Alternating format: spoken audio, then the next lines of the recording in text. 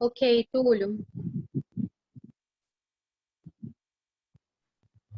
Boa tarde a todos e todas presentes nesse evento, na verdade, na continuidade do nosso sétimo seminário de psicologia jurídica, que tem como tema o exercício profissional da psicologia jurídica o exercício profissional da psicologia jurídica.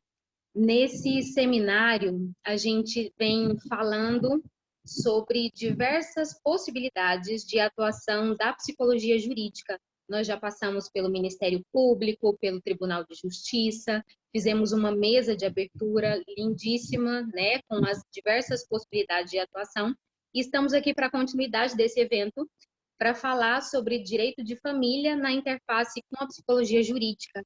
Eu vou passar a palavra agora para o nosso queridíssimo Shows Wabi, que vai ser mediador dessa mesa e que compõe a nossa Comissão Especial de Psicologia Jurídica como colaborador. Sejam bem-vindos e bem-vindas a esse evento, a continuidade do evento para quem já está aqui acompanhando desde o início. E Shouzo, está contigo. Obrigado, Cristine. Obrigado, pessoal, por esse momento. Ontem já tivemos uma super aula, né, com o professor Sidney Chay, Antônio Pádua, Serafim. Tivemos falas muito boas hoje de manhã com o pessoal do Tribunal de Justiça. Tivemos aqui uma juíza, tivemos já um promotor também falando, tivemos psicólogos e psicólogas. Então, é um prazer. Nesse momento, o sétimo seminário de psicologia jurídica é o sétimo ano seguido que nós realizamos esse evento, e esse evento ele nasceu realmente de uma necessidade lá atrás, quando percebemos que a psicologia jurídica precisava de mais espaço para debater, para discutir, pois ela vem crescendo ao longo dos anos de uma maneira considerável, e ela tem ocupado um espaço muito grande na nossa sociedade. Cada vez mais psicólogos jurídicos são chamados, convidados a falar de diversos temas, principalmente questões relacionadas à violência, questões relacionadas à família, questões relacionadas a abusos, alienação parental, e tudo isso tem a ver com família, porque é o que a gente encontra, né, quando a gente vai para a vara de família, na área dos litígios. Infelizmente, encontramos muitas coisas que dentro da família não deveria existir. Então, precisamos de profissionais que estudem esses fenômenos, essas questões, para poder discutir sobre essas questões. Então, agora, nesse momento, queremos, então, iniciar essa mesa, e temos aqui 3 ilustres pessoas muito queridas, muito especiais, que têm acompanhado aí o nosso trabalho, temos trabalhado junto em alguns momentos, e é um prazer muito grande. Estamos aqui com a doutora Marlene Moreira Farinha Lemos. Ela é advogada há 25 anos. Doutora, tem gente que nem tem 25 anos aqui, então quando a senhora começou a ser advogada, tinha gente que nem tinha nascido e nem tinha formado, com certeza também. Ela é sócia do escritório Farinha Lemos Advogados, especialista em direito de família e sucessões. Também é presidente do IBDFAM, que é o Instituto Brasileiro de Direito de Família.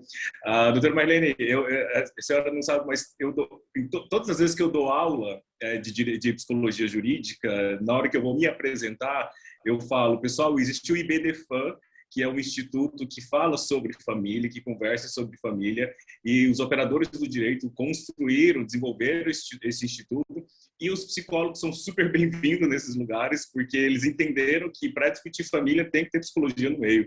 Então, é um prazer muito grande pensar que nós da psicologia, vocês do direito, nós temos essa abertura para nos comunicarmos. E eu disse isso ontem na mesa, conversando aliás, hoje de manhã com o meu juízo, uma das coisas que eu percebo muito é a necessidade de que a psicologia e o direito conversem mais, se aproximem mais, porque nós trabalhamos com as mesmas pessoas, dentro dos mesmos processos, com os mesmos casos, temos as mesmas dúvidas e utilizamos da ciência um do outro para a gente tentar fazer justiça, para a gente chegar em um lugar onde a saúde mental seja preservada, onde as pessoas tenham seus direitos garantidos.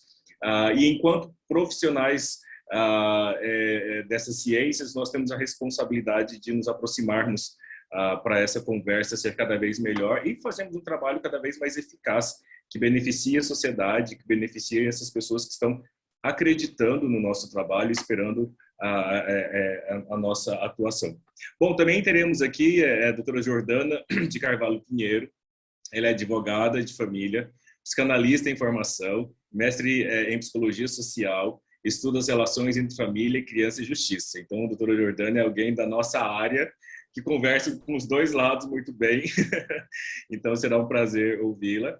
Também nossa querida Analice. Analice foi minha professora. Então, eu sempre digo que no meu DNA profissional tem Analice aqui, porque eu sou cria dela, eu vim da formação dela lá de trás. Aí eu brinco assim, ó, tem 12 anos que eu estou formado. A faculdade de psicologia foram 5 anos, então tem 17 anos que eu conheço a Analice e ela era professora coordenadora. Então, a trajetória dela já era bem considerável quando eu conheci ela. Então, nesses últimos 17 anos, muito mais coisa aconteceu. E ela é doutora em psicologia pela PUC, mestre em ciências da família, e ela fez o mestrado nos Estados Unidos. E então tem um conhecimento amplo, né, internacional disso. É graduada em psicologia também, lá nos Estados Unidos. É professora assistente no curso de psicologia da PUC, coordenadora do Centro de Estudos de Pesquisa e Práticas Psicológicas da PUC também. Ela é especialista em terapia de família, negociação, mediação, conciliação e arbitragem. Também é especialista em direito de família e também é especialista em psicologia jurídica. Vocês acham que terminaram? Não, terminou ainda não. Ela faz formação em práticas colaborativas, certificação internacional em práticas colaborativas e dialógicas. Ela também foi presidente da comissão interdisciplinar do IBDFAN, ela é presidente, né? Coordenadora do conselho profissional da ATEFAGO. Então, é alguém que fala muito sobre família, é alguém que está muito com o direito também, e nós teremos, então, o prazer de ouvi-la nesse momento. Então, eu vou passar a palavra para a doutora Marlene, e cada palestrante terá 20 minutos de fala, e assim que der 15 minutos de fala, eu vou abrir o meu microfone só para sinalizar que temos mais 5 minutos até finalizar a fala de cada um de vocês, tá bom? Logo depois abriremos para as perguntas e pedimos que as pessoas que queiram participar ou escrevam as perguntas no chat ou depois abram o microfone para participar conosco do debate, perguntas, porque teremos muitas coisas agora para ouvirmos dessas 3 profissionais excelentes. Tá bom? Então, doutora Marlene, a palavra está contigo. Primeiro eu quero agradecer aqui esse honroso convite, eu fiquei tão feliz e quero dizer, Chose, e cumprimentá-lo, né? Essa audácia minha de estar aqui. Eu sou advogada, como o Chose diz, há 25 anos, muitos de vocês aí nem tinham nascido, mas eu venho... Além de ser advogada, antes, né, eu sou esposa, mãe, avó, e eu me tornei advogada depois que já era mãe. Então, tudo ligado muito à família. E eu já tenho filhos, já advogado, arquiteto e um neto.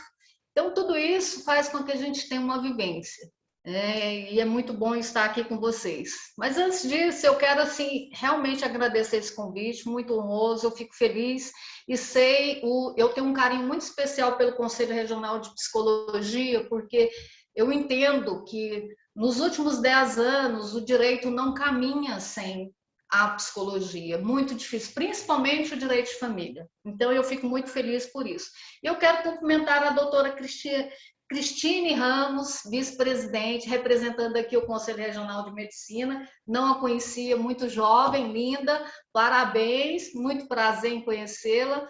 E dizer que é importante demais o Conselho, e nós temos a comissão, o IBDFAN tem a comissão do interdisciplinar, que reúne todas essas pessoas especialistas, tal como a nossa querida Analice, que tem todas essas credenciais para dar esse suporte para o direito de família. Então, parabéns ao Conselho por este evento. Eu acho que essa comunhão de ciências, essa junção, essa integração da ciência do direito com a psicologia é muito importante, né? É muito importante para nós, operadores do direito.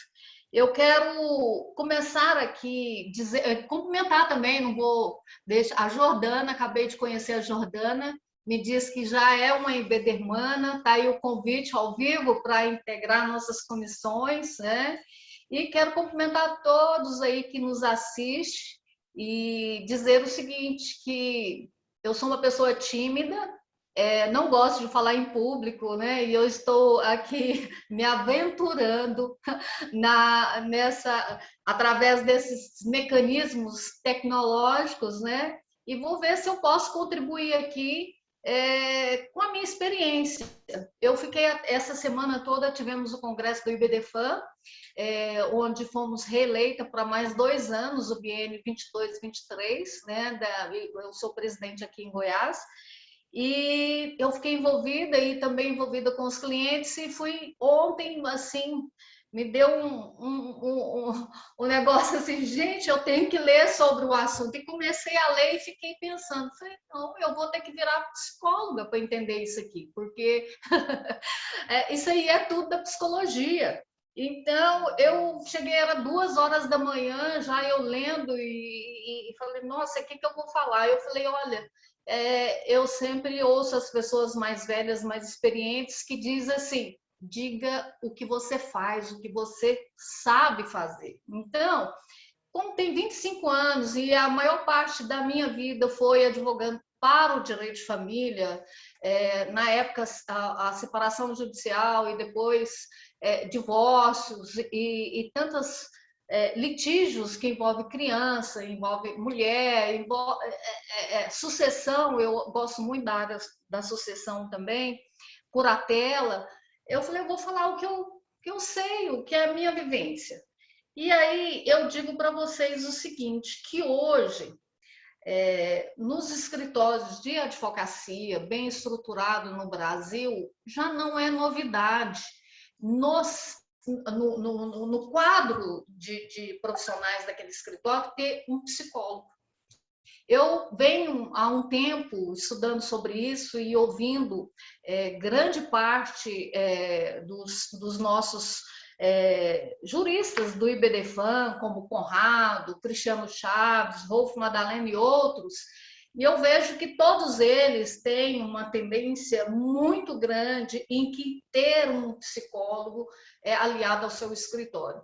Então, eu vejo que hoje não é novidade, né? Embora nós sabemos que há uns anos atrás, muito antes, né, da emenda constitucional 66, que abriu essa oportunidade de fazer o divórcio direto, a gente ficava discutindo no processo a culpa é dele, é dela, é dele, é dela, e a gente não via, e ali estaria envolvido uma questão psicológica muito grande, né?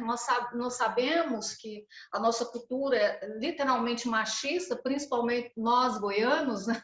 Isso é tão óbvio, né? A gente não pode nem falar muito nisso, mas quem dominava, mesmo se houvesse uma separação, o homem, sim, geralmente, né, o sexo masculino, ele se impunha, né? Uma separação, os bens-tais vai ficar comigo, os filhos, você fica com eles, e estamos resolvidos, mais ou menos assim. Então, depois dessa emenda constitucional, que eu acredito que todos vocês sabem que foi um trabalho que iniciou com o IBDFAN, né? Foi uma luta, ficaram muitos anos querendo. Para que discutir culpa? Para que separação judicial? Por que não o divórcio direto? E aí, em 2010, o Instituto, por iniciativa do IBDFAN, o nosso querido deputado federal à época, Sérgio Barradas, eu tive o prazer de conhecê-lo nos congressos do IBDFAN, ele já foi homenageado por várias vezes, porque foi uma luta incansável, né? E foi assim um presente para quem advoga na área do direito de família. Eu me lembro perfeitamente um caso meu, quando saiu essa emenda, eu tinha feito uma separação judicial, assim, tinha saído a sentença 2 dias antes, Putz, nossa, por que não esperamos um pouco para sair o divórcio direto, né? Então, aí entrar com conversão, aquela coisa toda, mas, enfim, foi um marco muito interessante. E aí eu venho, aqui no meu escritório, a gente vem pegando muitas experiências, porque há dependência do direito com a psicologia. Em 2010, quando editou a lei de 12.318, alienação parental, no início eu tive um pouco de resistência, embora essa lei é uma lei tão pequena, né? Tem 9 artigos, acho que só 8 que estão prevalecendo, e a gente, eu tive assim, falei, poxa, né? No início eu tive um pouco de resistência, mas hoje eu vejo que essa lei, ela veio para quê? Um instrumento fundamental, embora eu tenho, assim, a gente sabe, nós temos um grupo de profissionais, advogados, psicólogos em nível nacional que discute sobre essa lei, não quer que essa lei seja extinta. Hoje tem aproximadamente 20 PLs, que são projetos de lei lá no Congresso, para muitos deles para ser extinto. O último, que é o mais assim perigoso, que a gente está assim lutando, temos até essa comissão, é o PL 498, que tem como quem está com esse projeto é a senadora Leila Barros, do Distrito Federal. A Leila, que era jogadora, né, de basquete ou vôlei, não me lembro, mas ela está bem adiantada. Isso aí é uma discussão, ela deu uma parada, mas tem essa discussão. No meu ponto de vista, essa lei, ela não pode ser extinta, ela tem que ser aprimorada, melhorada, porque eu vi nessa lei como os magistrados, eu tenho casos específicos no meu escritório, como a jurisprudência é igual roupa, todo tribunal tem todas as cores. A Câmara tal decide assim, a outra decide ali. Então, que essa lei veio? Ela veio te dar um instrumento para o magistrado e também para o Ministério Público e em seus pareceres, no sentido de que é possível detectar uma alienação parental, mas para isso precisamos de uma figura, uma pedra fundamental que chama-se o psicólogo. Eu tive vários casos, e um caso muito recente, e eu, sinceramente, acompanhei desde o início até o final, e eu sei, hoje, eu tenho a maior consciência que o psicólogo é uma peça fundamental desse nosso tabuleiro, que é o direito de família. Então, essa minha experiência na advocacia vai amadurecendo a gente de tal forma que, quando a gente depara com um momento tão assim, família que chega para você e conta a sua história, eu fico imaginando, eu vou ter que fazer psicologia ou vou ter que contratar um profissional da psicologia na consulta, ele estar presente, porque a gente tem que fazer uma análise daquele cliente, do que ele conta para você aquilo que ele gostaria que fosse. Às vezes, a gente, como profissional do direito, eu, como mãe, já tenho um pouco mais de sensibilidade, avó, né? Então, a gente começa, e com quantos anos de advocacia, a gente começa a entender melhor, e embora na universidade eu só fiz psicologia jurídica, não psicologia criminal, não me lembro, coisa assim, muito, é uma matéria eletiva, não é uma matéria que seja obrigatória. E hoje, eu, como presidente do IBDFAM, é uma das bandeiras, nós temos que colocar a psicologia jurídica como matéria obrigatória nas universidades, porque eu acho muito importante. Quando a gente fala de alienação parental, eu não vejo nenhuma possibilidade de um juiz ou o Ministério Público dar um parecer sem que tenha um embasamento técnico. E esse embasamento técnico não adianta eu, advogada, dizer palavras lindas para o juiz, para o promotor, e escutar o meu cliente chorar aqui e no meu escritório e eu colocar isso no papel e levar se não tem, né? Eu assisto muito aquele seriado, não sei se vocês conhecem, Lei e Ordem, né? Canal fechado. Eu amo aquilo ali. E eu vejo que na delegacia tem um psicólogo, né? O capitão lá, ele chama, quando ele sente que a parte está mentindo ou ela está querendo criar uma outra história, ele convida o psicólogo. Então, eu acho é fundamental hoje, o direito não vai caminhar sem a psicologia. Não tem como. Esse caminho hoje é único. Nós temos que nos abraçar e ir, porque isso é fundamental. Eu tinha, na minha família, a família muito patriarcal, machista, até meu marido, que é magistrado, ele tinha certo tabu, falou, nossa, isso é loucura, a mulher tá louca, tudo. Ele foi juiz no interior, e eu acompanhava os casos, e eu falava, não é bem assim. Às vezes ela tá maluca, mas o cara, né, o marido que deixou ela maluca, né? Então, por isso que a gente tinha que ter esse suporte. Anos atrás não tinha, como ele já é magistrado há mais de quase ou mais de 30 anos, não me lembro agora, mas assim, eu via casos do início, eu falava, pelo amor de Deus, sabe, quem está fora, quem enxerga, né? Então, eu vejo que hoje nós temos esse instrumento fantástico, maravilhoso, que é a psicologia. Até eu diria que advogado não poderia fazer só uma matériazinha um semestre, teria que ter sei lá, algo diferenciado nas universidades, porque para a gente entender o ser humano e saber lidar com essa situação no judiciário. E também os nossos juízes e promotores, eles teriam que ter uma formação também nessa área, ter a sensibilidade, porque juiz de família não é fácil.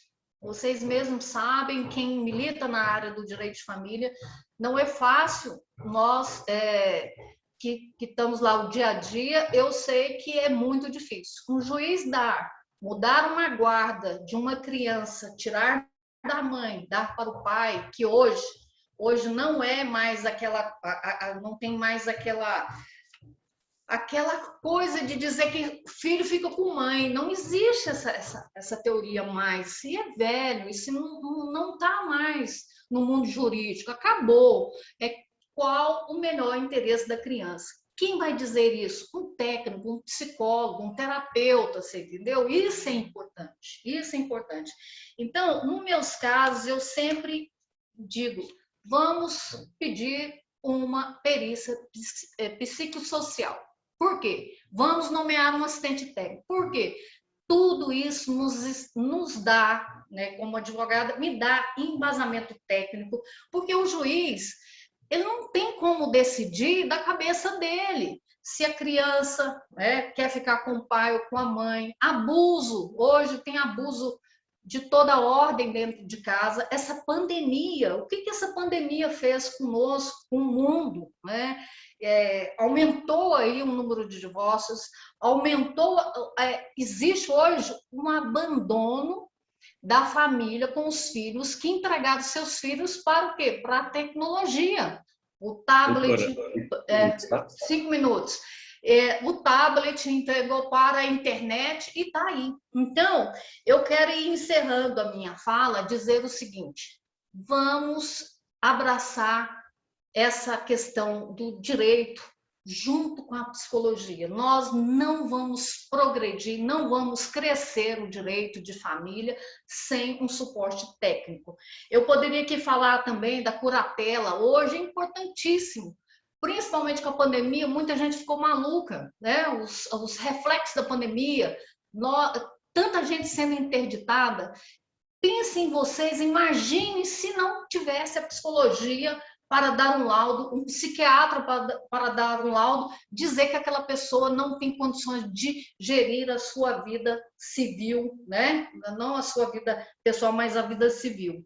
Então, eu encerro aqui minha fala dizendo o seguinte, temos que manter essa lei de alienação parental melhorada e aprimorada. Eu sei que tem muitos psicólogos que são contra, inclusive até o meu querido amigo Conrado Paulino, um dia falou: Marlene, o povo quer me matar nas redes sociais porque eu sou a favor de manter a lei. Eu falei: pois é, então vai me matar também, porque eu quero que mantenha, porque é um instrumento, gente. Imaginem vocês um instrumento desse que o juiz ele vai ter todas as ferramentas para dizer, através de uma análise técnica, com quem um filho quer ficar ou com quem é o melhor interesse da criança. Então, eu quero encerrando a minha fala dizendo o seguinte, que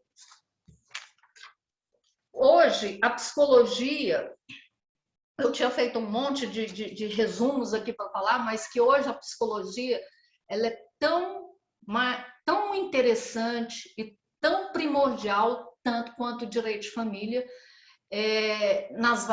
para resolver as questões familiares, tanto nas varas de família, nas varas cíveis, né, também, que tem essas litigâncias que onde precisa de sucessão também, que precisa de um parecer técnico.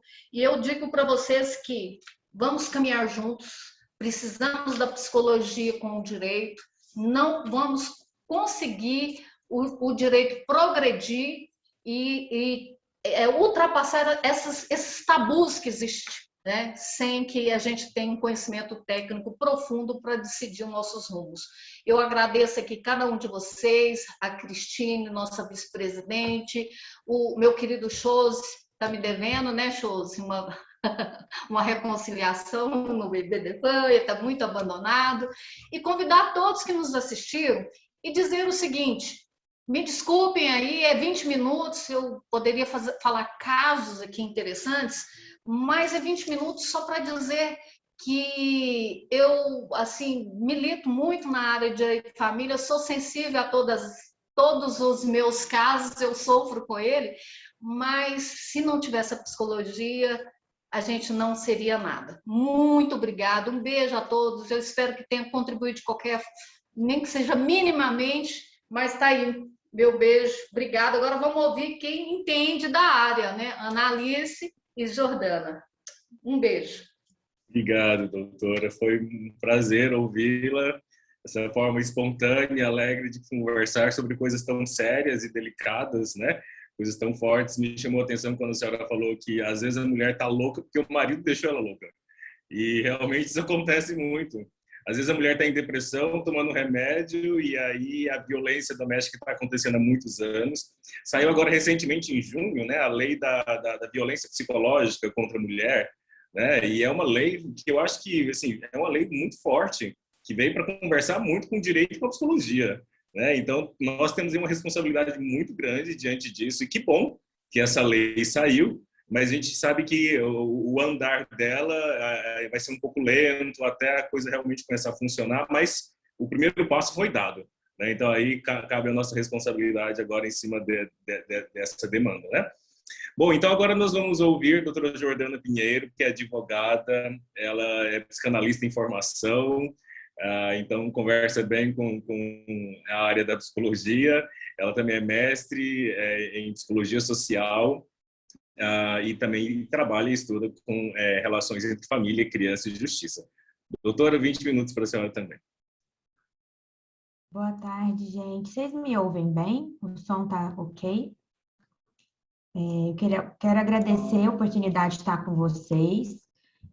Hoje quem deveria estar com vocês era a Ana Paula Félix, presidente da Comissão de Direito de Família da OAB, e minha grande amiga, com quem eu trabalhei no início da minha carreira como advogada há 12 anos, e minha professora de Direito de Família e de Sucessões na PUC. E eu falo para ela que ela foi a responsável pela vida que eu tenho hoje. Então, num dia muito ruim e difícil, eu falo: gente, mas maldita a hora que eu fui entrar na sala da Ana Paula e me apaixonar pelo direito de família, porque estou eu aqui num dia cabeludo como esse, cheio de problema na mesa para resolver, e sempre angustiada com o tamanho da complexidade que é esse tal direito de família, né? E eu quero começar falando sobre a complexidade. Eu acho que a nossa conversa, ela tem que partir da complexidade. Eu digo complexidade lá nos termos que o francês Edgar Morin construiu na sua teoria, né? Ele que foi super celebrado agora no aniversário de 100 anos, ainda lúcido, morando em Paris. Eu acho ele, assim, uma graça, né? Incrível o que ele conseguiu construir para nos tirar do lugar comum de que a ciência seria fragmentada. A ciência não é lugar de fragmentação. É lógico que lá no Iluminismo foi necessário dividir as coisas, o que era ciência humana, o que era ciência biológica, para que as coisas fossem melhor digeridas no mundo que estava em transformação e para que os cientistas se dedicassem a determinada área, se aprofundassem, construíssem conhecimento, desvendassem campos do saber e desenvolvessem a nossa sociedade, né? Mas elas nunca estiveram apartadas e estanques. A pandemia nos mostra isso. A nossa noção de saúde mudou muito, né? Hoje, quando a gente pode relativizar uma regra ou outra e voltar a conviver com a família, a gente consegue vivenciar e não apenas racionalizar a importância da convivência social para a nossa saúde mental e física. Então, nem mesmo as ciências biológicas estão estanques das demais, quanto mais o direito que necessita dialogar com tantas outras ciências, com o serviço social, porque quando a gente fala de um direito protetivo, a gente fala de políticas públicas voltadas aos mais vulneráveis, e a gente precisa do braço do serviço social, que chegue lá na outra ponta, que é o próprio sujeito, a quem se endereçam as políticas públicas. A gente prescinde no direito tributário, por exemplo, das ciências econômicas, fiscais, da própria contabilidade. No direito de família, a gente tem uma relação muito forte também com as questões de governança, de compliance nas empresas familiares, e a gente precisa da administração. E de todas essas ciências que se relacionam com o direito, e principalmente com o direito de família, a psicologia é a mais importante delas.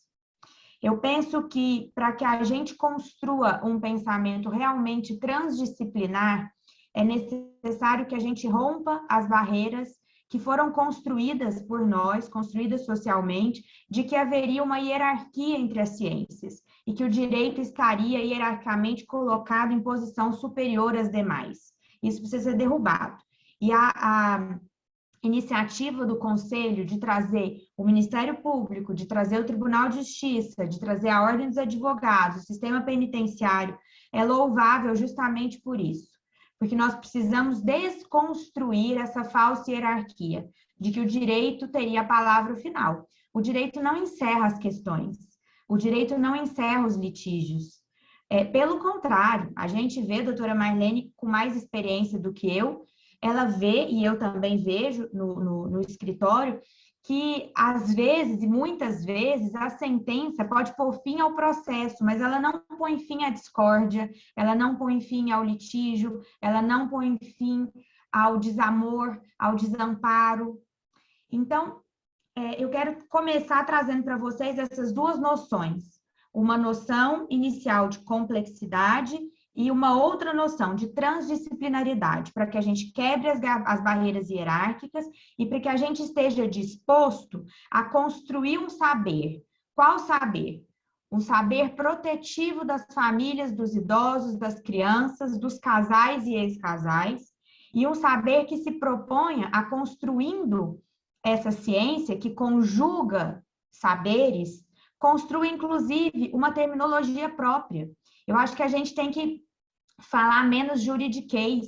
Acho que isso aproxima o profissional da psicologia, aproxima o profissional do serviço social. E da mesma forma, eu acho que, às vezes, noções muito complexas da psicanálise ou colocadas de uma forma muito distancia também o profissional do direito. Então, para que a gente se proponha a conversar, a gente vai ter que se propor a construir um novo vernáculo, né? Conjugando saberes e palavras que nos façam reciprocamente entendíveis um para os outros, porque senão a gente não avança. Eu não sei se eu consegui me colocar nessa história. Principalmente quando a gente fala de criança. A criança, então, traz a medicina, traz a terapia ocupacional, a fono. Nossa, mas como é que eu vou entender de fono, gente? É uma coisa tão técnica, tão específica. Se a gente estiver disposto a falar sobre a criança, nós vamos conseguir, porque nós vamos ter ouvidos para isso. E nesse contexto de complexidade, eu trago uma provocação que eu ouvi recentemente de uma professora maravilhosa num curso de especialização que eu faço junto ao Instituto SEDES. Ele se chama Clínica Interdisciplinar da Primeira Infância. A professora Vera Zimmermann, uma psicanalista muito bacana lá da Unifesp. Ela diz que nesses contextos familiares a gente tem que se atentar muito para não se deixar levar pela bagunça da cena. E o processo judicial, ele tem muita bagunça de cena. Ele nos convoca a nos sentirmos atravessados pelo que o nosso cliente está passando ou pelo que o nosso paciente está passando, e às vezes a gente perde o mote, o foco. O nosso foco tem que ser a garantia dos direitos individuais, dos direitos fundamentais, principalmente dos mais vulneráveis. E aí eu coloco mulheres, idosos e crianças. E adolescentes, claro. Quando eu falo de criança aqui, eu estou falando de adolescente também. E aí eu quero trazer para vocês uma noção muito bacana, que eu tenho ouvido muito nas teorias americanas. Para o português eu chamaria de confluência de exclusões. A Annalise já deve ter lido como double jeopardy, né, Annalise? Que nas situações de vulnerabilidade múltipla, né, uma criança negra, uma criança pobre, uma criança menina, né, uma criança judicializada, e aí a gente vai entender a judicialização como um fator de vulnerabilidade, porque é um fator de exposição desse sujeito. Esse sujeito vai ter a sua vida discutida por diversos outros sujeitos, né? Nessas situações de múltiplas vulnerabilidades, o nosso olhar tem que ser ainda mais atento para a garantia de direitos. E por isso eu chamo a atenção na fala da Vera, para que a gente não se deixe perder pela bagunça da cena, pela bagunça do processo, pela bagunça dos autos. Os autos de direito de família, aquele processo que era físico, hoje é digital, ele é muito beligerante. É o tipo de coisa que a gente lê, ou a gente chora, ou a gente se arrepia, ou embrulha o estômago. A gente não pode se deixar perder nessa confusão de falas, em que cada um fala uma coisa, em que cada um dá uma versão dos fatos do nosso mote, que é a garantia dos direitos individuais, dos direitos fundamentais, sobretudo dos mais vulneráveis. E a partir disso, eu trago para vocês o seguinte: há diversas abordagens possíveis nesse encontro do direito e da psicologia. No Congresso do IBDFAN Nacional, que a gente teve, a doutora Marlene contou essa semana, que foi um congresso muito bacana, se falou muito do direito da psicanálise. A Annalise, com certeza, vai trazer para vocês outro aspecto das terapias sistêmicas, familiares, conjugais, voltadas ao casal, ao ex-casal, ao restabelecimento da comunicação e a própria teoria da subjetividade, muito bem estudada e representada aqui em Goiás pela professora Vanúzia, que foi orientadora da Annalise. Mas então eu vou trazer uma terceira via, um terceiro olhar, que não é nem a psicanálise e também não é a teoria da subjetividade e as terapias conjugais familiares. Eu vou trazer para vocês uma perspectiva sócio-histórica.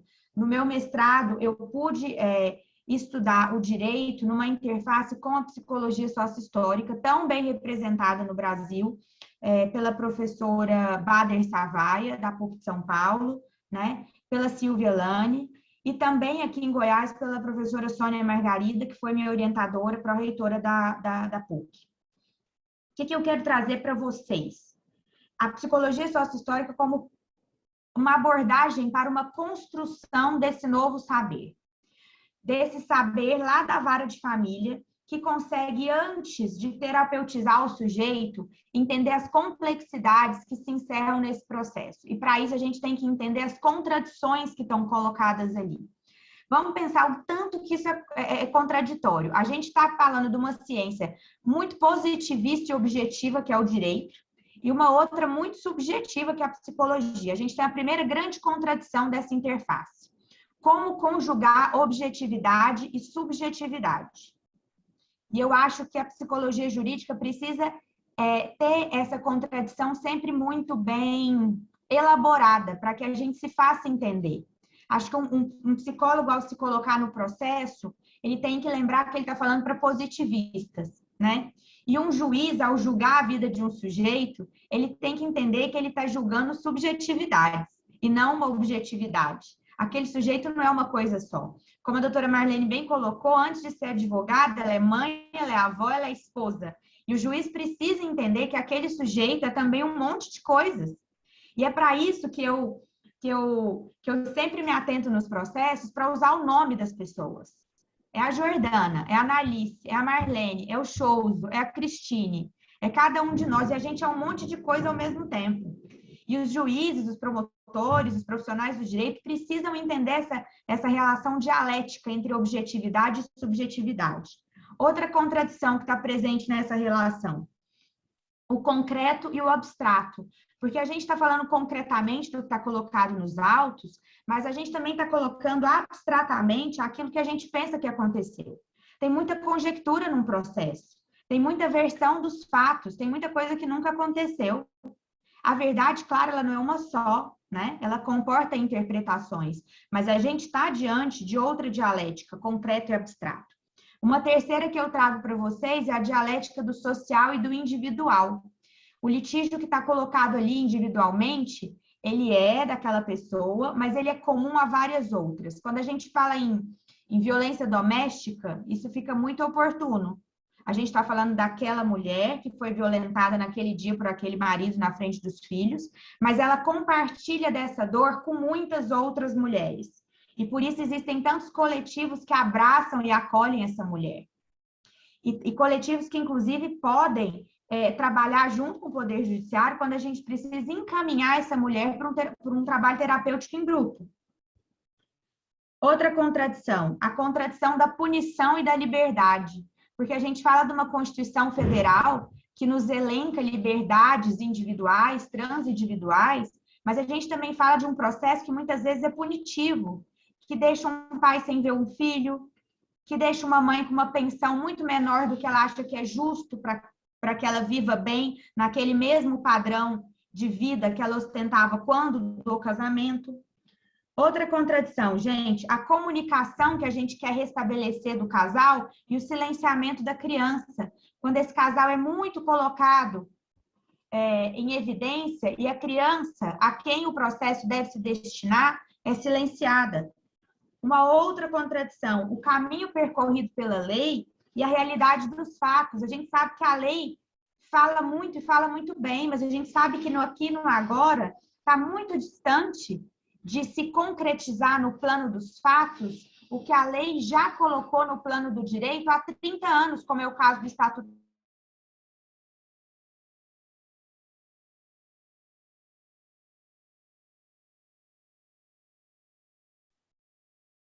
Acho que deu uma travada, doutora Jordana. Esperar um pouquinho. Às vezes acontece. Aqui em Goiânia começou a chover, então, em alguns lugares a internet vai começar a ficar instável.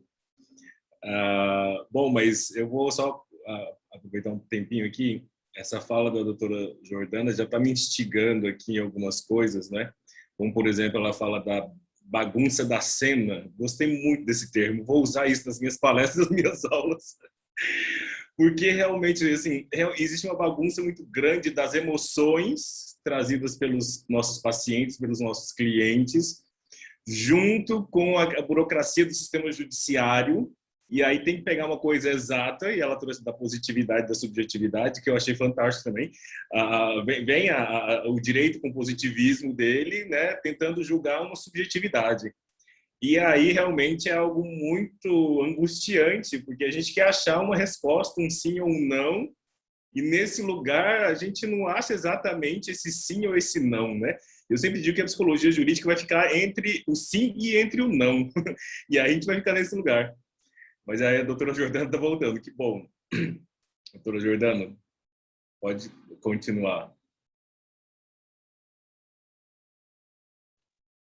Desculpa, uma chuva absurda na minha casa, caiu energia. Eu entrei pelo celular. Tá Vou bom. tentar terminar para vocês aqui minha fala. Quanto que eu tenho aí de tempo? Mais 5 minutos, certinhos. Mais 5. Então, eu coloquei para vocês algumas contradições, vou colocar algumas outras, tá, gente? Particularidade e universalidade, previsão e efetivação de direitos, invisibilidade da criança versus doutrina do melhor interesse, a história do manipulador e do manipulado, o cuidado e a tutela da família versus o cuidado e a tutela do Estado, inclusão e exclusão, culpabilização individual, enquanto que a gente vê muitas das vezes é uma imposição sociocultural. Isso fica muito claro naquela série da Netflix, Made, que eu quero muito indicar para vocês. Aquilo é uma aula de direito, de psicologia, de serviço social, assim, na veia. São 10 capítulos difíceis de digerir, mas que vale muito a pena para a gente entender todas essas contradições. E a psicologia sócio-histórica, gente, ela se presta a isso. Ela se dedica e se ocupa dessas dialéticas, dessas contradições. E eu penso que a gente precisa pensar essas contradições para pensar um direito de família mais humanizado.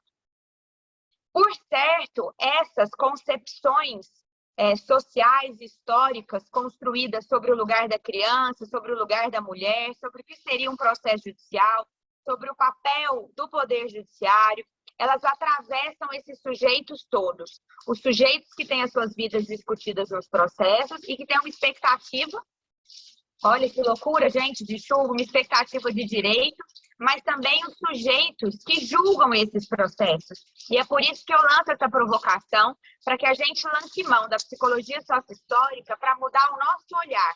Eu penso que a nossa tarefa comece aí, a mudar o lugar de que o direito não é hierarquicamente superior às outras ciências, de que o direito de família é por demais complexo, de que essa ciência familiar necessita de uma construção transdisciplinar e da construção de um novo vocabulário, de um vernáculo que aproxime pessoas e não distancie pessoas.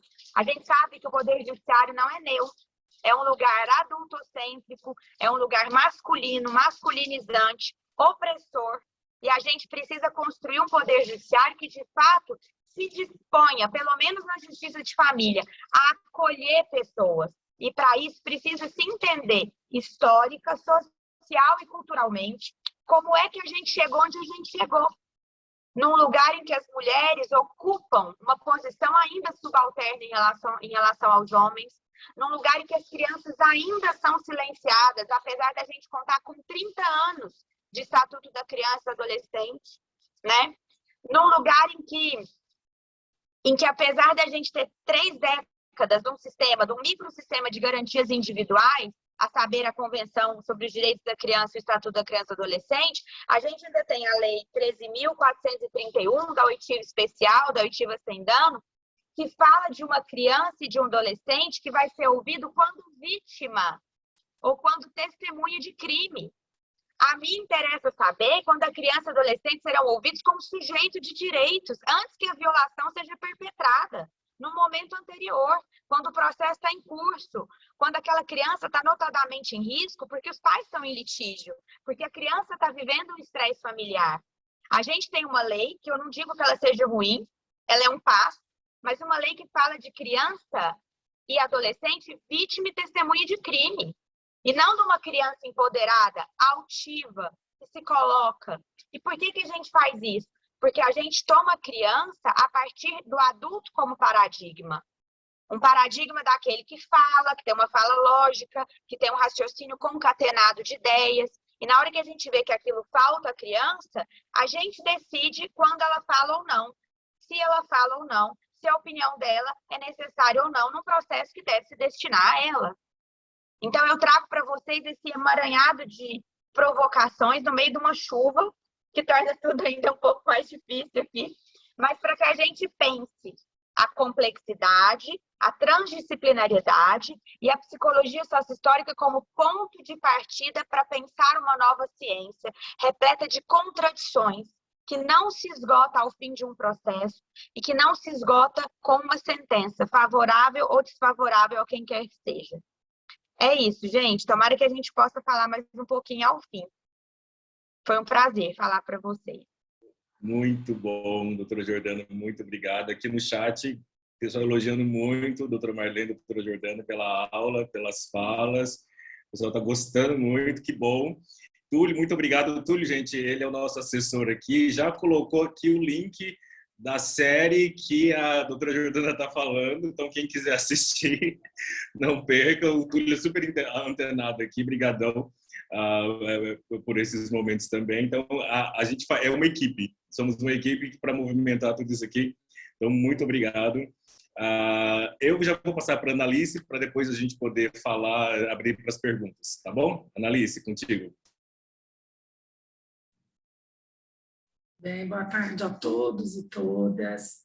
Primeiramente, eu queria agradecer ao nosso querido Conselho Regional, nas pessoas da Cristine, nossa vice-presidente, e do Chouso, e de todos os outros psicólogos que eu sei que estão aqui com a gente também nesse momento. É um prazer imenso retornar à nossa casa comum, né, do Conselho, e poder conversar sobre um tema tão relevante, né, como é esse da relação direito e psicologia, principalmente o direito de família. Então, sou muito grata a todo esse carinho e aí eu vou falar de forma geral, né, que o Conselho tem com a minha pessoa, que o Conselho tem com a minha prática e tem com todo esse tempo que eu estou psicóloga, né, falando ali desde 1992 para cá, já tem um pouquinho longo. Bem, eu estou achando muito interessante da onde eu vou partir, porque a Jordana começou a trazer um pouco já de uma das dimensões que norteia a minha forma de ver o mundo, a minha forma de pensar as relações entre as coisas. Quando a gente pensa, e Jordana trouxe a noção de paradigma, né, a partir de uma leitura do Edgar Morin, que entendia que paradigma nada mais é do que aqueles princípios ocultos que governam a nossa forma de ver as coisas, a nossa forma de ver o mundo. Esses princípios ocultos que a gente, né, não tem a menor noção que eles estão ali, eles controlam a nossa forma de ver, eles controlam a lógica dos nossos discursos e eles comandam toda a nossa seleção de dados significativos e também a nossa recusa de dados não significativos, né? Sem que a gente tenha a menor noção que isso aconteça. Então, sempre que a gente parte de sempre que a gente vai fazer uma fala, ou que você vai levar uma opinião, ou que você vai se posicionar, você faz um viés. Esse eu acho que é o primeiro passo, e eu concordo plenamente com a fala da Jordana e também da Marlene, nessa relação do direito, Marlene trazendo na perspectiva da interdisciplinariedade e Jordana falando na perspectiva da transdisciplinariedade, a gente precisa entender que nós temos vieses. Esse é o primeiro passo para uma transdisciplinariedade. A gente assumir o nosso paradigma, a forma como a gente pensa, e a partir daí a gente consegue explicar para o outro, a partir do momento que eu reconheço esse outro como legítimo, a minha forma de pensar. Nesse novo paradigma que norteia a minha forma de ver o mundo, que quem me conhece já sabe, meu viés é sistêmico. Ele vem de uma abordagem que acredita, né, em 3 dimensões específicas, que é a complexidade, que é também uma dimensão compartilhada na fala da Jordana, mas a gente não fala de subjetividades, a gente fala de intersubjetividades, entre pessoas, entre relações. E a instabilidade, que nada mais é do que a gente entender que o mundo está em constante transformação, assim como as relações nossas também. Então, quando a gente para pensar nessa ideia de paradigma, a gente também precisa considerar que eles têm limites. E que os limites atuais desses nossos todos paradigmas, do meu, da forma como eu penso, da forma como a Jordana pensa, como a Marlene pensa, como o Chouso pensa, como a Cristine pensa, eles têm limites. A gente não consegue entender toda a complexidade do mundo a partir de um olhar só. Então, esses limites atuais nos levam a mudá-los, a transformá-los, a aprimorá-los. quando das nossas vivências e experiências nos colocam à frente com esses paradigmas e nos sentimos, às vezes, impossibilitados de resolver os problemas apresentados. Então, a psicologia é, sim, uma grande parceira do direito, mas ela sozinha não consegue resolver nada para o direito.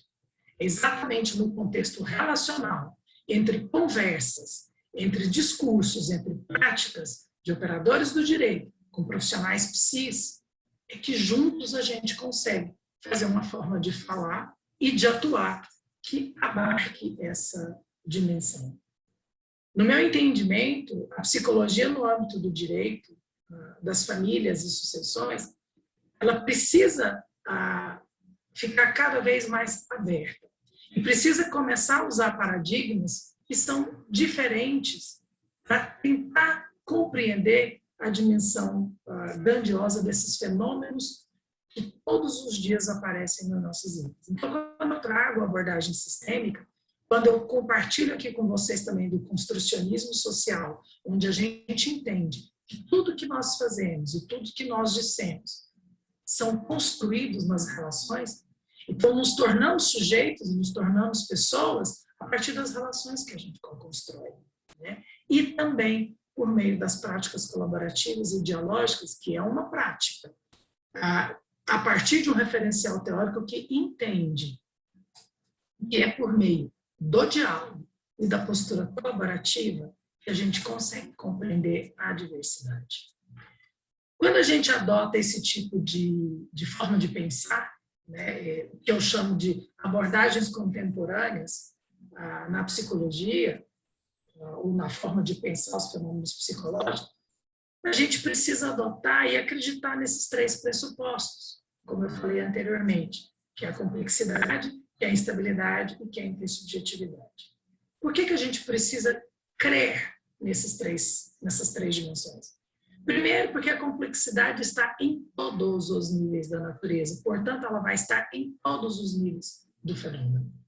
A instabilidade, porque a gente precisa entender que nós não temos poder de controle sobre nada. E a pandemia, se algo que a gente possa dizer que a pandemia nos ensinou, é entender a lidar com a instabilidade. É entender que não temos mais certezas de nada. E também considerarmos que a intersubjetividade, entendê-la como uma condição de construção do conhecimento do mundo. Ou seja, o conhecimento só pode ser construído na relação. E ele é mediado, ele se torna possível por meio da linguagem. Quando a gente adota esses três pressupostos, a gente pode até adotar um deles. Só que quando a gente adota um deles, automaticamente a gente está adotando os outros três. Então, quando eu estava escutando tanto a Marlene, no jeito, a forma como a Marlene se colocou, e também a Jordana, na forma como ela se colocou, eu consegui perceber que elas adotaram, sim, a complexidade como uma dimensão na forma delas de pensar. Mas, sem perceber, elas também adotaram a intersubjetividade e a instabilidade. Porque as duas falaram das constantes transformações e as duas falaram dos aspectos relacionais que envolvem os casos de família. Então, quando a gente adota uma dessas dimensões, as outras três são adotadas também. Então, quando a gente pensa complexidade, é exatamente entender o mundo a partir de uma mudança de atitude. É não mais considerar e ver as coisas a partir de fragmentos. É focar nas relações, porque os sujeitos se constituem e se constroem nas relações.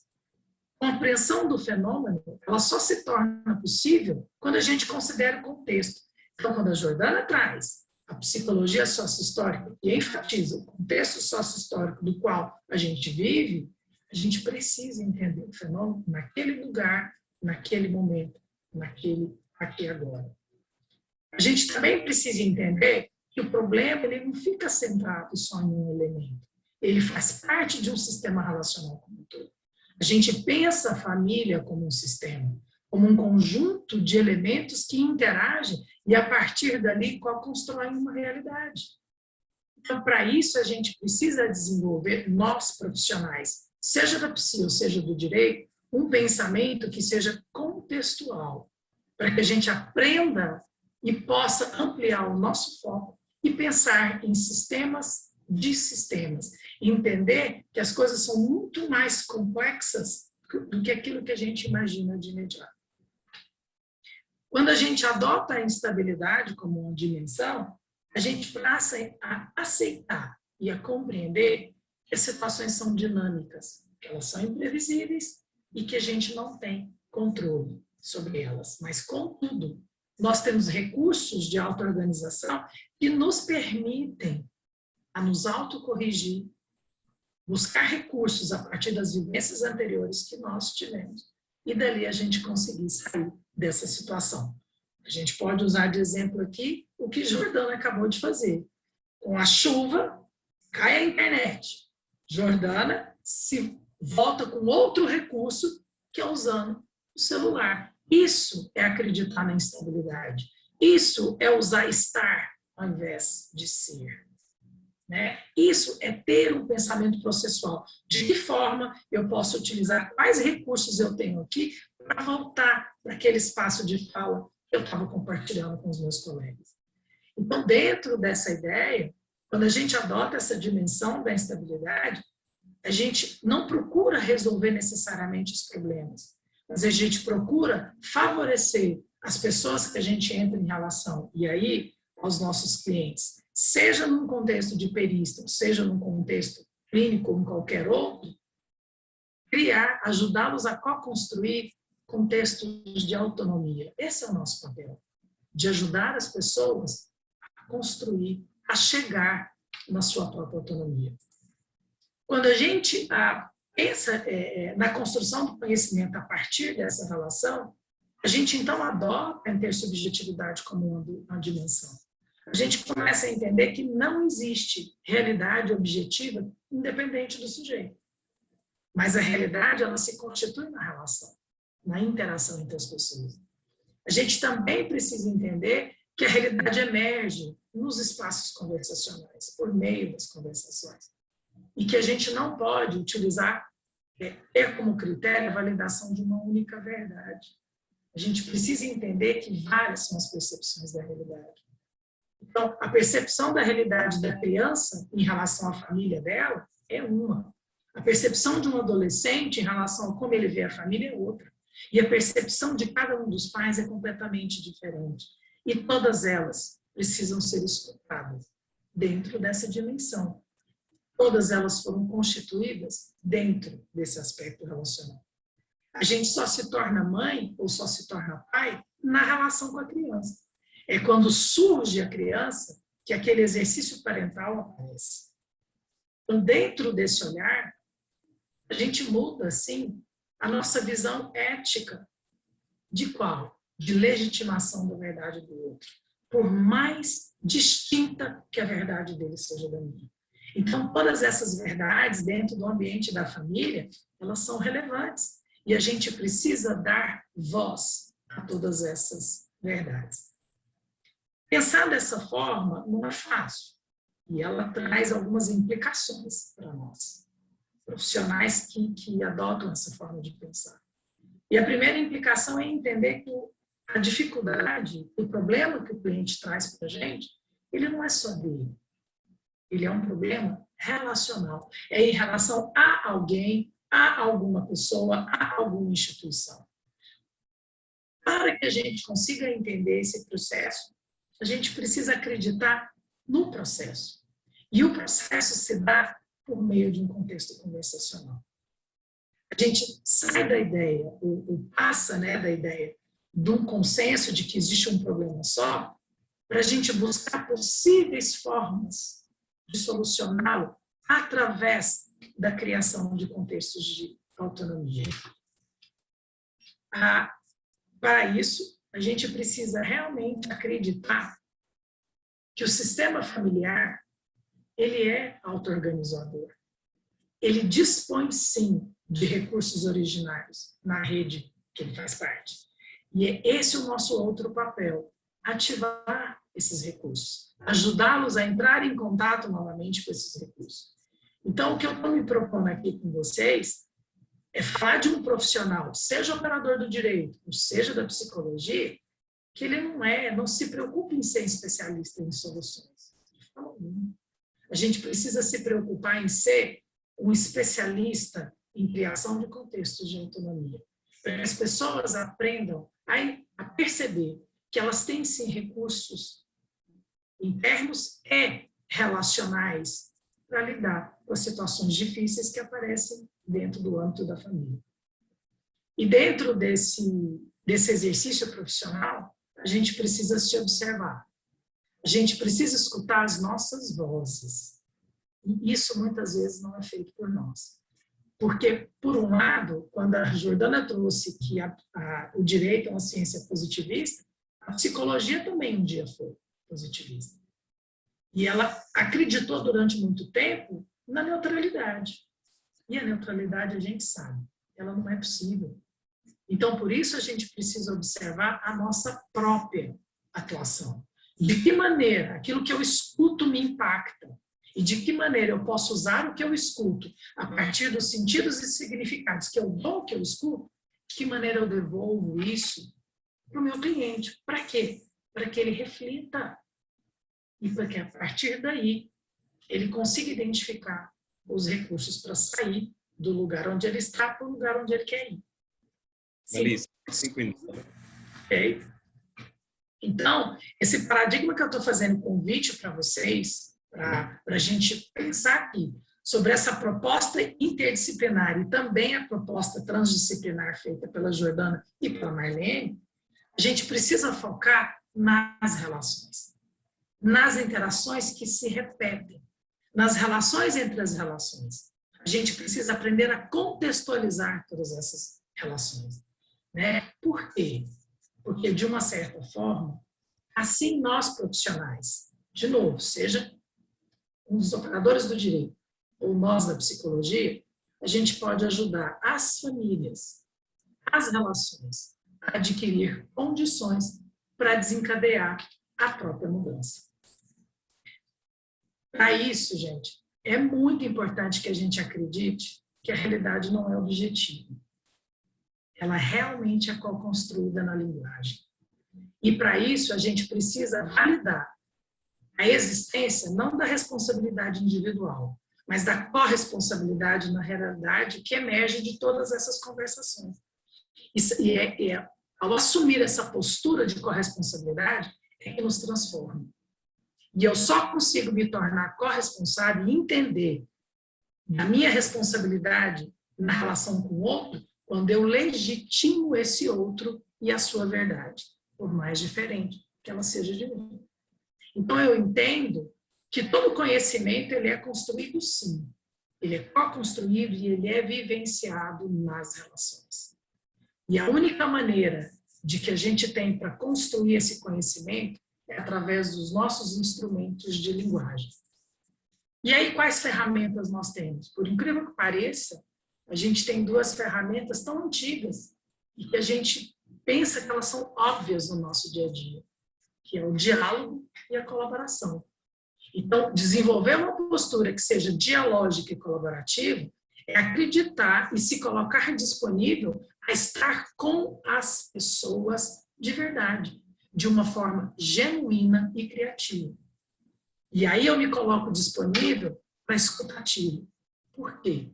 Porque os nossos desafios junto com o direito são enormes. Temos uma diversidade de configurações familiares. Hoje, tem uma estudiosa sobre família, que está fazendo o doutorado dela, se não me engano, em São Paulo, que ela está estudando a diversidade de configurações familiares.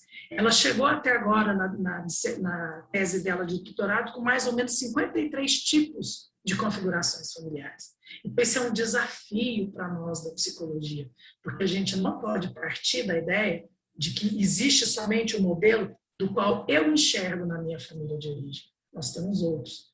Então, nós temos outros desafios, como os divórcios, que para cada família é de uma forma diferente. Nós temos as dissoluções de união, nós temos as questões de guarda, as questões de adoção, e agora os psicólogos são chamados cada vez mais a atuar com os operadores do direito nas questões sucessórias. Não se resolve uma sucessão sem resolver o conflito familiar. Muitas das vezes a sucessão fica anos a fio, tentando ser resolvida, porque o conflito familiar não foi trabalhado. Então, só para fechar meu raciocínio com vocês e agradecer mais uma vez esse convite do CRP de eu estar aqui conversando, e a gente precisa entender que esses desafios estão postos a todos nós. E é somente por meio do trabalho em conjunto e de uma prática realmente colaborativa e dialógica com o outro é que a gente vai conseguir chegar em algum lugar.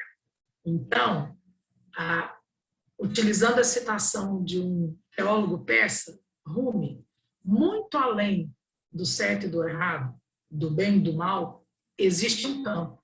E eu espero encontrar todos vocês neste campo. Muito obrigada. Que lindo! Nossa, é um tipo de fala que a gente não quer parar de conversar, né? Não queremos parar de ouvir as colocações que aqui foram postas, mas eu sei também que o pessoal quer comentar, quer conversar. E, Analice, eu gostei muito da sua fala nessa parte que você traz a instabilidade e a complexidade como parte da vida. Porque a gente aprende desde pequenininho a correr da instabilidade. Se é instável, corre, sai, porque isso é ruim, isso é ruim. Ok, a instabilidade pode ser ruim, mas ela é real, né?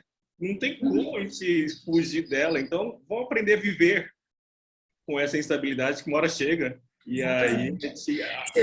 Você vê, Souza, quando a Marlene, na fala dela, trouxe, né, o aumento dos casos de divórcio que nós tivemos no passado no Brasil foi significativo. Só no Acre teve um aumento de 30%. É muita coisa.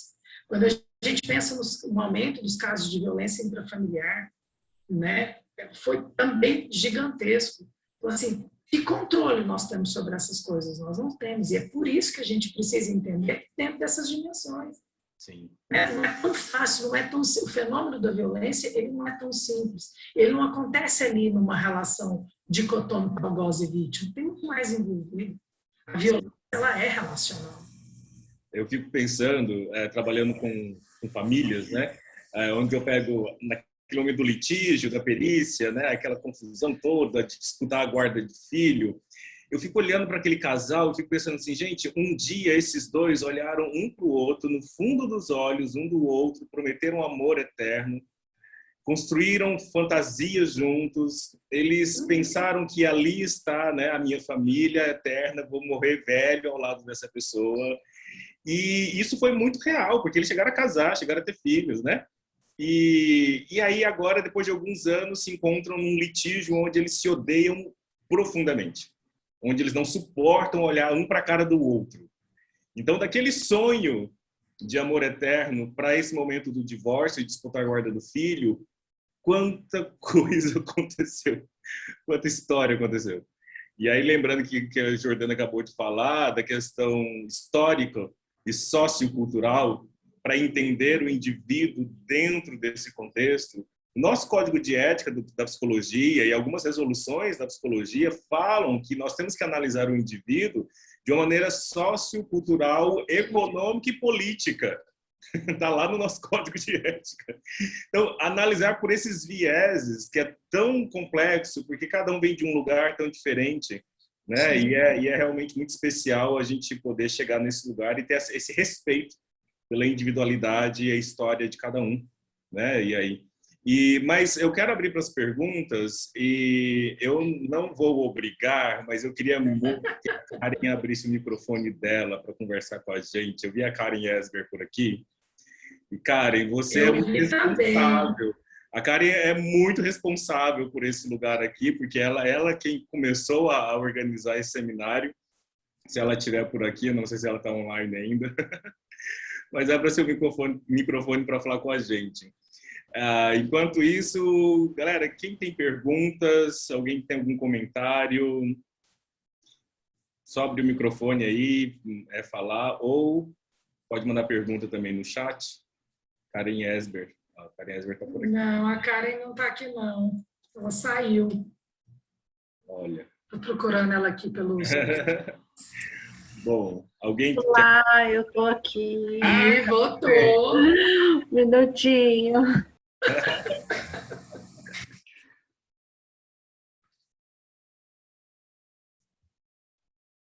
Gente, a Karen está morando em um lugar onde tem uma vista maravilhosa. Ela mandou uma foto de lá e eu fiquei admirado. Nossa, bom lugar para ela convidar a gente. Ai, olha só, Não. apareceu. Boa tarde. Boa tarde. Estou passando aqui para dar, né, boas-vindas, já que fui chamada aqui à presença, e dizer desse maravilhoso momento que nós estamos vivendo desde ontem. Cristine conversou comigo sobre o seminário, eu falei, o seminário está perfeito, a abertura ontem foi perfeita. Hoje tivemos a mesa do Tribunal de Justiça, que escutamos tanta coisa importante. Depois Ministério Público, o promotor de justiça dizendo que a psicologia não o ajudou, mas sim o transformou, né? E agora que com o direito de família, escutando tanta contribuição, tanta coisa importante, então só trazer a minha alegria de ver esse seminário realmente acontecendo do jeitinho que a gente planejou, né? Do jeito que a gente pensou, e essa comissão é muito boa, e só parabenizar, né, pela maturidade que a psicologia jurídica tem alcançado no estado de Goiás, pelo amadurecimento mesmo técnico, científico, pelas discussões, pela interdisciplinaridade, por chamar as instituições para a gente conseguir realmente dialogar até mesmo a linguagem entre psicologia e direito. Então, eu estou muito feliz aqui, eu sei que nós vamos realmente terminar o nosso dia com chave de ouro, até o final temos mais uma mesa, e agradecer, Cristine, agradecer Shows, agradecer todas as outras pessoas da comissão que estão aqui, que estão batalhando para a gente trilhar esse caminho, né, de engrandecimento da psicologia jurídica em Goiás. Muito obrigada, e obrigada pela oportunidade de trazer a fala aqui. Nós que nos sentimos honrados com a tua presença aqui. Obrigado. Pessoal, alguém quer falar alguma coisa? Melissa, Solimar, Carita, Cris...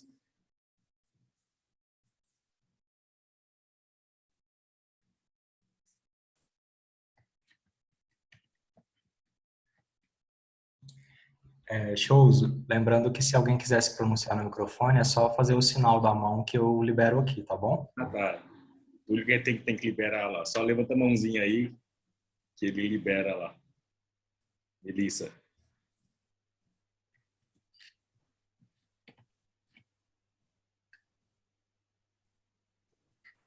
Oiê!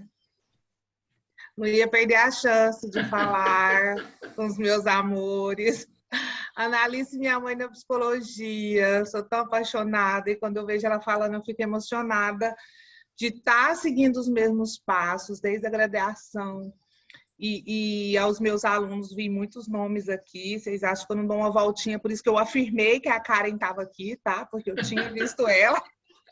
Eu passo o nome dos alunos aqui.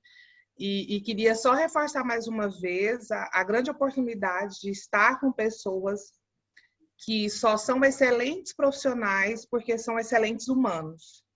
Então, não existe um bom psicólogo se ele for um humano ruim. Não existe um bom advogado se ele for um humano ruim. Então, antes de ser um bom psicólogo, você tem que ser um bom humano.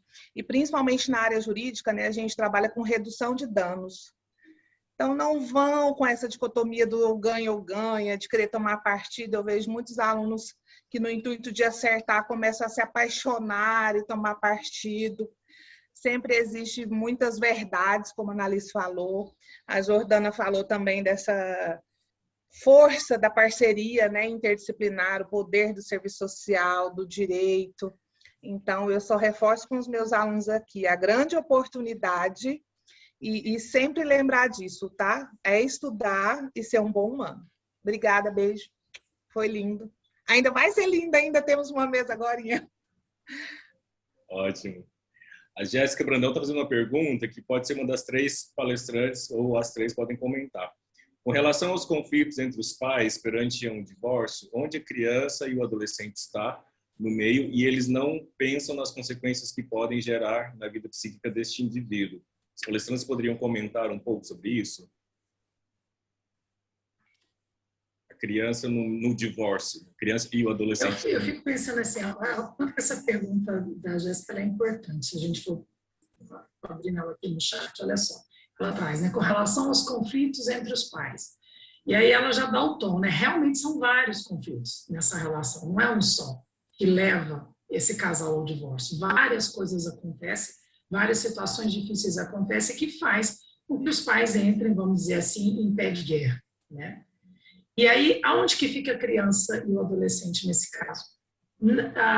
Na minha experiência, eu vou dizer da realidade que eu vivenciei, Jéssica, os pais muitas vezes estão envolvidos nesses conflitos, eles não conseguem enxergar mesmo.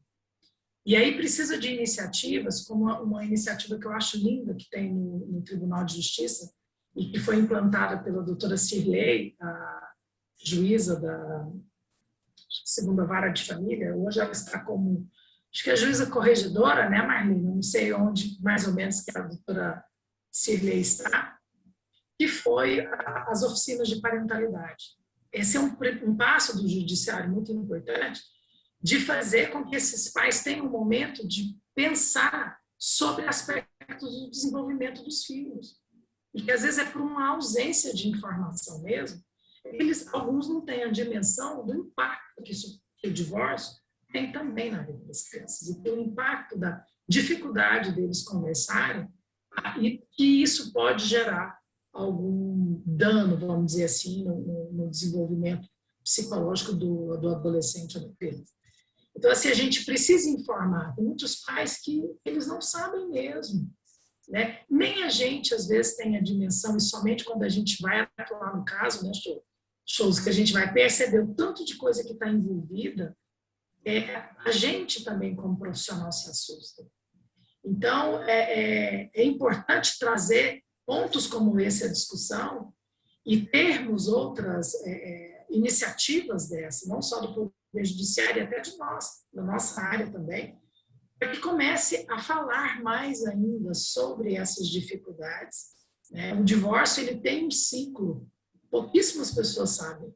Uma coisa é o divórcio jurídico, o divórcio emocional, ele tem um ciclo demorado, a elaboração desse luto não é simples, como às vezes a gente imagina que seja, não gosto mais dele, eu viro a página. Não é assim, né? Você, como o Souza bem falou, a gente viveu junto, construiu junto uma realidade durante muito tempo. E desfazer essa realidade para outras duas realidades diversas é um desafio muito grande. Então, eu acho que o nosso papel é sempre poder estar aberto para falar disso, para ajudar as pessoas a entender todos os aspectos que podem estar em questão numa situação de divórcio. E não pensar que ele é algo simples de ser resolvido, né? Basta separar cada um no seu quadrado que a coisa se resolve. E eu penso que não é assim, né? Não sei se eu respondi a Jéssica. Doutora Marlene Jordana, quer comentar alguma coisa dessa criança e adolescente no meio do divórcio?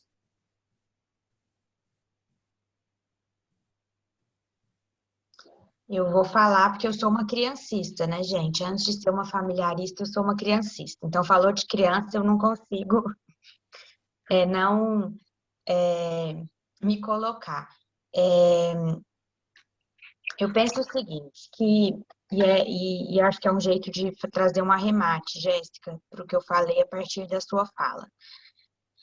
Nesse todo caótico, que é um processo de família, né? Porque a gente tem que pensar que se as famílias minimamente se ajustaram e conseguiram sozinhas chegar a novas construções de novos sentidos e significados para essa nova realidade que se impõe de um divórcio, elas não estão em um divórcio litigioso ou num processo de guarda, não estão. Elas podem até estar no ambiente judicial, numa ação consensual, que é uma outra história, que carrega suas dores, seus lutos, mas de forma muito mais elaborada. A coisa já chega mais pronta no nosso escritório, né, doutora Marlene? Quando é consensual. E é muito bom acompanhar esses casos, em que os pais conseguem, com muita serenidade e maturidade, lidar com as suas frustrações, porque a gente tem que pensar que ali tem o amor pelo ser amado, né, Chouso? o amor por si enamorado, que essa pessoa também está enlutada de se reconhecer par de alguém, né? E um luto pela relação em si, e um luto pelos filhos que não viverão mais numa casa com os dois. São muitos lutos juntos. Quando isso chega mais ou menos elaborado, porque lógico que é um processo, como a Analice coloca, é uma construção, quando isso chega mais ou menos elaborado, a gente tem outra realidade no judiciário. Quando a gente vivencia uma realidade de muita beligerância, em que a gente percebe que, na verdade, falta elaboração desses lutos todos, eu penso que o meu papel hoje aqui seja chamar a atenção de vocês, convocá-los a essa defesa intransigente dos direitos das crianças e dos adolescentes. Porque a gente está falando de um país signatário da Convenção sobre os Direitos da Criança há mais de 30 anos, com um microsistema de garantias individuais para as crianças, que apesar de conter suas falhas, sobretudo no que diz respeito à adoção, na minha humilde opinião, eu acho que a adoção no Brasil ainda é muito mal raciocinada, mal interpretada, mas um microsistema que tem, sim, muito mais acertos do que faltas e que coloca essa criança na posição de sujeito de direitos, e esse sujeito é alicerçado sobre um tripé de cidadania, de direitos políticos, individuais e sociais. A gente tem que entender que a criança, como sujeito de direitos, que fala, que se coloca de forma altiva, e quando eu falo que ela fala, não é necessariamente na audiência, ela pode falar na oficina de pais, na justiça educativa de casais e famílias, no processo terapêutico para o qual a gente a encaminha, quando a gente vê uma situação de muita beligerância, frente à equipe psicossocial convocada para laudar o que ela percebe desse processo, mas ela tem que se colocar. Um processo que transcorre ali por 4 anos e que essa criança está invisibilizada, ela está inaudível, ela está perdida na bagunça da cena, tem alguma coisa muito errada nisso. Porque ela não tem que falar por condescendência nossa. Eu vou deixar falar porque eu gosto muito dessa criança, porque ela é muito madura, ou porque ela é minha filha. Não, ela ostenta uma condição própria de sujeito. E a gente... E a convocação que eu trouxe para vocês de trazer a psicologia histórica é justamente para que a gente entenda que ela não está nesse lugar objetalizado, objeto de disputa dos pais, e assujeitado à vontade das autoridades judiciárias. Por um acaso, ela não chegou aqui de ontem para hoje. Existe uma construção social, histórica e cultural que a colocou nesse lugar. E o nosso trabalho como profissionais do direito, e profissionais psi, e profissionais da assistência social, e todos os criancistas, é mudá-la de lugar. É convocar esses pais para colocá-la em outro lugar. Então, eu penso que quando a criança está muito assujeitada ou objetalizada, Jéssica, a gente tem sim que se colocar na defesa dela de forma intransigente. Seja MP, seja judiciário, e seja advocacia, seja profissional psi. E para isso a gente tem que mudar a mentalidade dessa nossa sociedade. E a gente faz isso num sábado à tarde, como a gente está fazendo agora. Estudando, falando, se colocando. É um ativismo mesmo. Essa defesa intransigente, ela é própria do ativismo.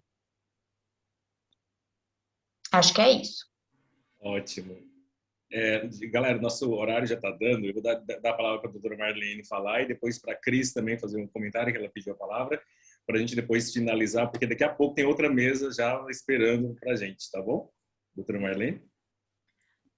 Eu vejo aqui esses conflitos muito bem colocados pela Jordana e Analice, mas a gente vai num mundo prático bem diferente, né? Eu vejo uma questão que a gente vê é comum quando existe o abandono afetivo. Quando se tem uma ação de investigação de paternidade e o pai o rejeita, né? A rejeição. Então, eu penso que o conflito entre pais não seja tão cruel quanto uma rejeição. Eu atuei num processo há mais de 10 anos, concluímos agora este ano, graças a Deus, mas essa criança foi rejeitada desde quando foi gerada. Então, essa rejeição, esse abandono afetivo, eu penso que no mundo da psicologia, ela deve ser trabalhada e assim, considerada. Como que nós vamos ter esse ser humano quando ele for um cidadão, como ele será na sociedade, entendeu? A gente tem que pensar isso. E eu penso que o dano, quando há o dano do conflito, né, que o pai, a mãe está lá e está havendo aqueles conflitos internos e os filhos vivenciando, talvez não seja tão cruel como a rejeição. Então, neste caso, por isso que, desde o primeiro momento, o meu aconselhamento como advogada foi: o dia que essa criança começar a falar, andar, entender, procura um tratamento psicológico. Porque isso aí, essa rejeição ainda vai perdurar pela vida inteira. E é uma rejeição, assim, clara, não interessa, não quero, não programei, não queria. E essa criança não tem culpa, né? Quando a Jordana coloca isso aí, que a gente tem que, advogado, a gente realmente tem que ser um pouco psicólogo, entender dessa questão, já vem tudo pronto, né? As partes, quando vem ali, que está resolvendo os conflitos, é muito bom, mas a gente não vê quem está participando dessa relação, o que vai ficar de resquício na vida toda dessa criança. Então, gente, eu vejo que não tem como o direito caminhar sem essa psicologia, temos que ter um olhar atento a essas questões. E eu vi aqui no chat, aproveitando só rapidamente, o Chose, um comentário que me chamou a atenção, falando que o pai ficou procurando a delegacia e outros órgãos, eu acredito que seja conselho tutelar, e ele sempre foi orientado no sentido que o pai não ganha a guarda, né? Eu vejo que nos órgãos públicos, como conselhos tutelares, delegacias, que eu já tive muitos clientes que passaram por isso, eles não estão preparados, sabe, para receber uma notícia, para ouvir uma criança. A escuta, quando a doutora fala aquela escuta especializada, eu sempre peço para o juiz ouvir ainda a criança acima de 8 anos, acho que é possível. Isso é negado na justiça. Por isso, eu tenho esses conflitos, eles têm que ser amenizados, né? E eu sempre coloco em minhas peças de processo dizendo o seguinte, que o juiz ele tem que ver o que a parte, ele tem que sentir um pouco o que a parte está sentindo, mas ele tem que olhar o lado dessa questão, dessa não só objetividade, mas a subjetividade, como bem colocado pela Jordana, né? Que se não só olhar o direito é aquilo, está na lei, pronto, vamos resolver dessa forma, e não é. Então, eu vejo assim que nós, operadores do direito, hoje, num sábado, nesse horário, ativismo, né, do direito que nós estamos fazendo aqui, da psicologia, nós temos que lutar para que esses órgãos se especializem e tenham, para que essas consequências na vida dessas crianças, dos adolescentes e das mulheres também, dos homens. Eu tenho muitos clientes do sexo masculino que eles sofrem muito, entendeu? E sempre a gente orienta no sentido de fazer um tratamento psicológico, uma terapia, que é importante. Então, eu vejo que hoje, para ser juiz da magistratura, no meu ponto de vista, ele teria que passar por um aprendizado humanista, sabe? Ele tem que ser mais humano. O Ministério Público não podemos só empregar o direito por si só, né? Olhar essa questão do outro. Então, fica aí, eu vi me chamou a atenção esse comentário, e eu acho que se o Conselho de Psicologia, IBDFAN e tantos outros órgãos interessantes, a Abratef, a Tefago, que são as associações de terapia familiar, nós temos que nos unir, buscar os meios necessários para que nessas delegacias de criança e adolescente seja humanizado, tenha psicólogo, tenha profissionais capacitados. Na justiça, né? Eu vejo uma dificuldade, nossa, é terrível. Ah, doutora, não adianta, meu cliente lá, eles não querem ouvir. Conselho tutelar, fazendo cada coisa que a gente fala, meu Deus, porque a pessoa não tem aquela, ela não é um profissional da área, ela foi escolhido, votado, a gente nem sabe quem é essa pessoa, talvez ela tenha problemas imensos em casa e ela quer resolver com os terceiros. Então fica aí, eu achei bem interessante essa colocação da Jéssica, né? E eu lembrei desse cliente meu, que eu sofri com ele 10 anos, hoje ele é um rapazinho lindo, mas ele é bem resolvido, porque desde os 4 anos ele faz terapia. Né? Então é isso aí. Cris, para finalizar, por favor. Eu vou ser bem breve, é porque eu coloquei ali no chat algumas considerações, mas eu tinha que vir aqui dar voz para o meu agradecimento. Que maravilhosas, que mesa, gente. Eu me sinto extremamente contemplada pelas ideias que foram aqui expostas, né? Contemplada também por esse lugar na Comissão de Psicologia Jurídica dessas pessoas que carregam justamente esses saberes. Eu amo esse tipo de conteúdo, né? Isso que a gente conseguiu discutir na nossa mesa. Eu destaco algumas falas de vocês que convergiram aqui, né? Para a questão dos saberes que se comunicam, né? Que não são isolados, porque o ser humano também não é. E eu, para fechar, eu falo que eu adoro essas mesas, porque eu gosto muito dessa energia que vocês trazem na fala de vocês e que me renovam, né? E que me dá vontade de sair por aí abrindo caminho no peito para poder dar lugar para essas ideias que vocês trouxeram hoje na mesa aqui para gente e que precisam cada vez mais fazer parte do direito de família, para que a gente possa realmente possibilitar, né, a garantia de direito para as famílias. Muito obrigada. Obrigado. Eu vou pedir para as palestrantes deixarem, se quiserem, contatos, Instagram, no bate-papo aqui. Escreve lá, se alguém quiser entrar em contato, e-mail, Instagram, para o pessoal depois poder contactar vocês. É uma rede, né, de comunicação que a gente pode utilizar aqui. Com certeza é muito bom. E as 3 palestrantes, galera, estão sempre atuantes, dando palestras, dando aula, cursos, fazendo coisas, lives. Então, vocês podem aproveitar o conhecimento que vocês viram um pouquinho aqui, né? Vocês podem ter muito mais ali nas redes sociais delas também. E aí, continua aberto, né? O IBDFAN está aí para comunicação, para quem quer se tornar membro do IBDFAN, está aí também. É um prazer poder atuar. E, minhas queridas, muitíssimo obrigado. É um prazer imenso conversar com vocês. Estou te aguardando de volta no IBDFAN, senão Marlene... Olha só, e agora eu estou enrolado. Se eu não for... E eu quero deixar aqui um abraço para a Solimar, nossa diretora financeira do IBDFAN, que está atentamente nos assistindo desde o início, nossa querida Sol, advogada atuante no direito de família. É uma pessoa que eu admiro muito, muito batalhadora, estudiosa do direito de família, está conosco há muitos anos no IBDFAN. E todos os demais aí, essas lindezas, eu espero que o nosso amigo Chose, depois você receba aí o laudo psicossocial meu, né, o psicológico meu com essa maluca. Antes de entrar, eu falei, eu vou estar sendo analisada. Um beijo. Foi maravilhoso estar com vocês. Obrigada, gente. Muito obrigada. Imagina. Beijo para todas, todos. Até a próxima mesa, daqui a pouquinho, sobre o sistema prisional.